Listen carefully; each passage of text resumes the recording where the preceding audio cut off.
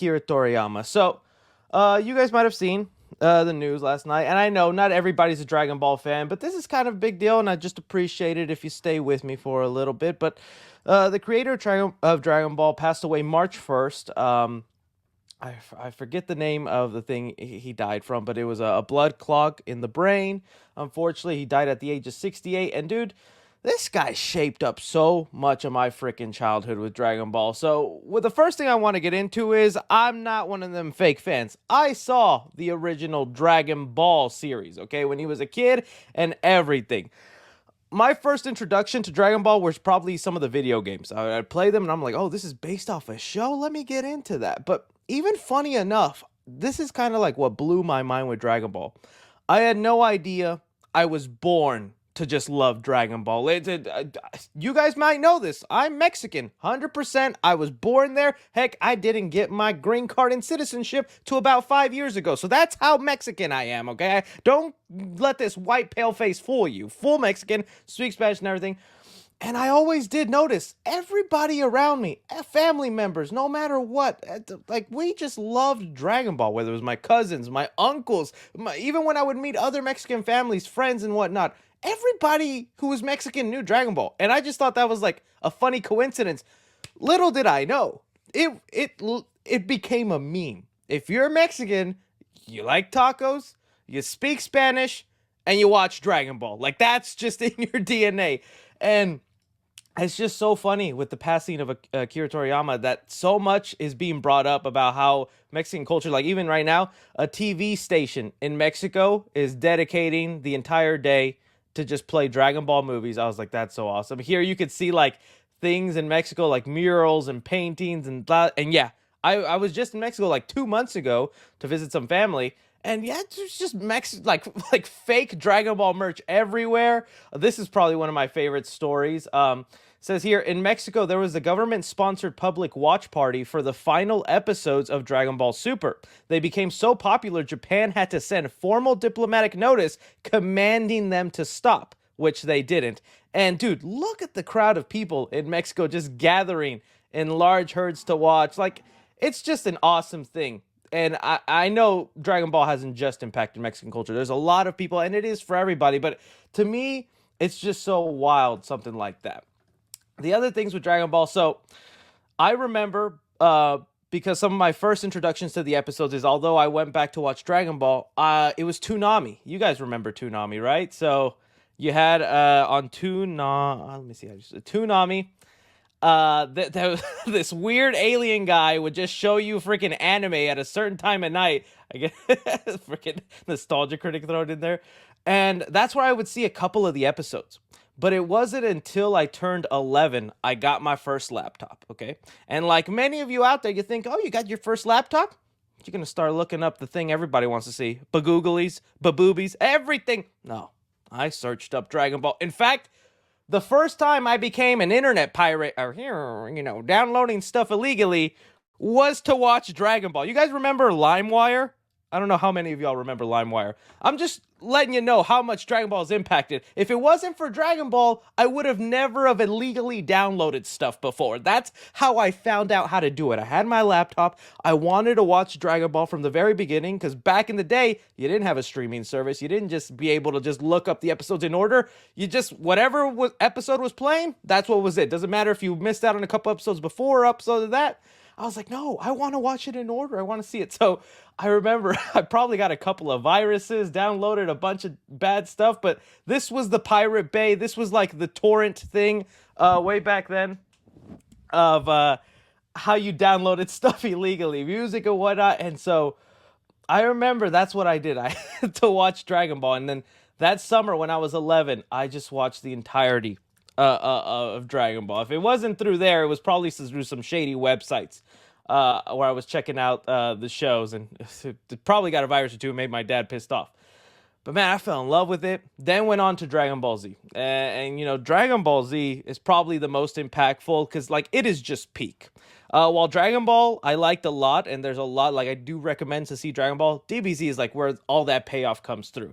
Every arc I liked, from the Frieza, Cell, Majin Buu, it was great watching it, but it was the video games also I remember because dude, Dragon Ball had like a ton of video games. Like it was insane how many video games they've pulled off in the Dragon Ball. I had Game Boy Advance games, I had PSP games, I had PlayStation. My favorite one was Budokai Tenkaichi 3 on the Wii. I've talked about this before with you guys. I was ham. When did that game come out? Because I got to know how old I was so you could properly picture it. Uh, Tenkaichi 3. When did that release? I need to see when that came out. Okay. So it says the game was released in 2008. So I was 13. So I was 13 with my Wii in the bedroom. Yeah, see this version of the game right here. And dude, I was having fun. I was actually a little fit boy. I wasn't as chunky as you see me today. I was with my nunchucks just grabbing the controllers going. Oh, dude, it was so much fun. I was a couple of times I fell off and I broke the controller and had to buy a new one, but that was a lot of fun.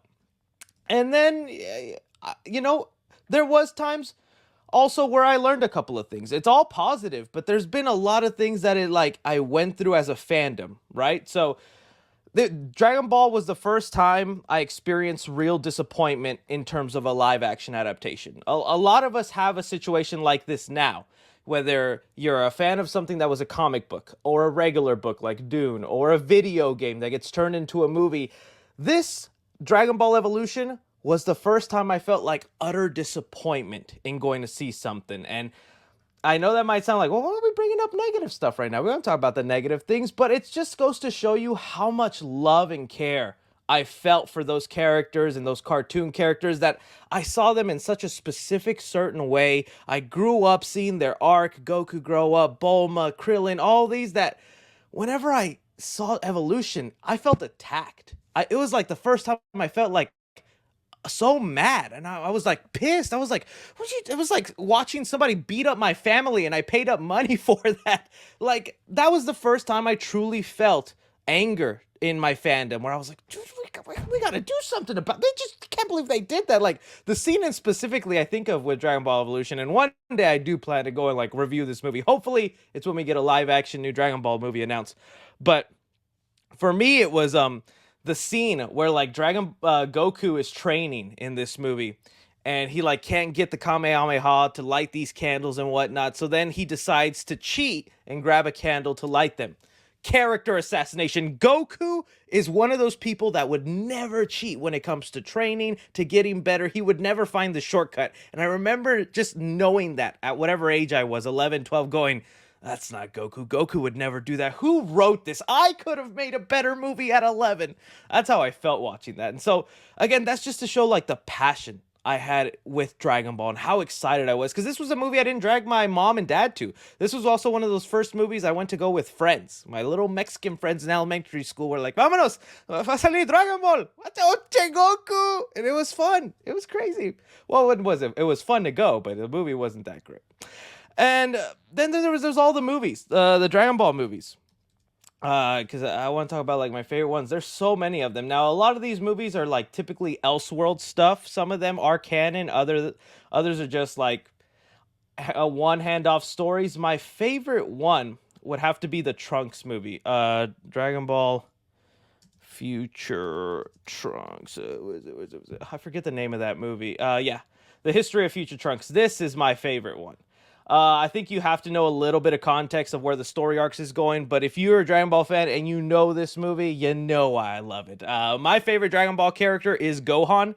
That's the one I stand the most out of all of them. I've always just loved Gohan as a character. And this was one of those movies that made me cry. I was like a kid watching this going, no!